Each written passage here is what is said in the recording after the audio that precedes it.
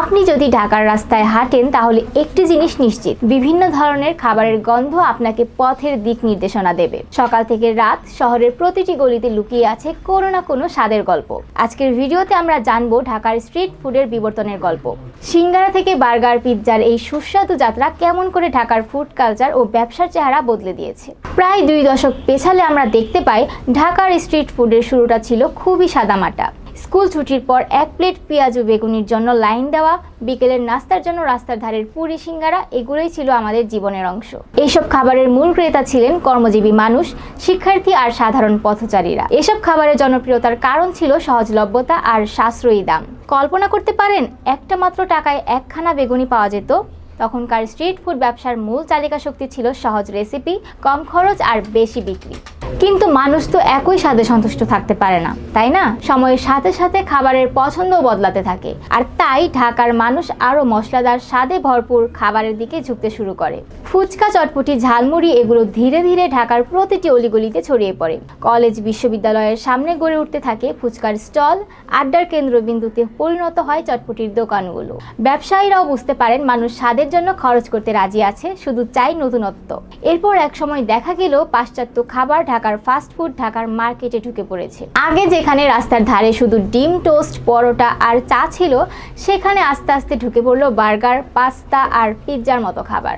বিশেষ করে ধানমন্ডি, গুলশান, বনানীর মতো এলাকাগুলোতে স্ট্রিট স্টাইল পিৎজার জনপ্রিয়তা বেড়ে গেল।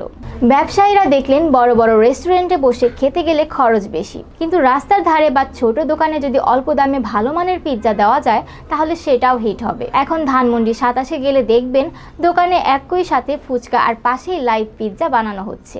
আগে আমাদের ধারণা ছিল স্ট্রিট ফুড ব্যবসা মানেই রাস্তার ধারের অস্থায়ী দোকান, কিন্তু এখন এটি একটি সুসংগঠিত ব্যবসা মডেলের রূপ নিয়েছে। অনেক তরুণ উদ্যোক্তা নতুন ধরনের খাবার নিয়ে আসছেন, স্বল্প পুঁজিতে বড় লাভের চিন্তা করছেন। পরিবাগের মতো জায়গা এখন স্ট্রিট ফুড হাবে পরিণত হয়েছে।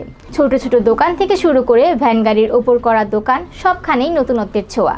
এমনকি কিছু ফুড ব্র্যান্ড একসময় ছোট স্টল থেকে শুরু করে এখন রেস্টুরেন্ট খুলে ফেলেছে। মানে এখন স্ট্রিট ফুডও হতে পারে একটি বড় ব্যবসার প্রথম ধাপ। তবে সবকিছুর মতো এই খাতেও চ্যালেঞ্জ আছে। রাস্তার ধারের অনেক দোকানে স্বাস্থ্যবিধি মানা হয় না, অনেক সময় অস্বাস্থ্যকর পরিবেশে খাবার তৈরি ও পরিবেশন করা হয়।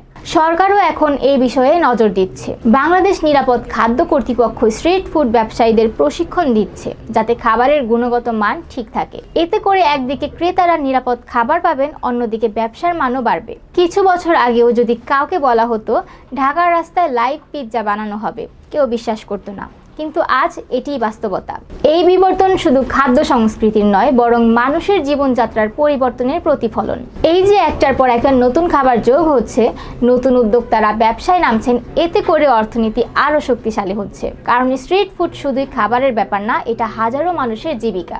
স্বাস্থ্যবিধি ও খাদ্যের মান নিশ্চিত করার মাধ্যমে এই খাতের স্থায়িত্ব ও উন্নয়ন সম্ভব। ঢাকার স্ট্রিট ফুডের বিবর্তন সম্পর্কে আপনার মতামত কি? জানান কমেন্টে। এমন আরও তথ্যমূলক ভিডিও দেখার জন্য লাইক, শেয়ার এবং সাবস্ক্রাইব করে আমাদের সাথেই থাকুন। ধন্যবাদ।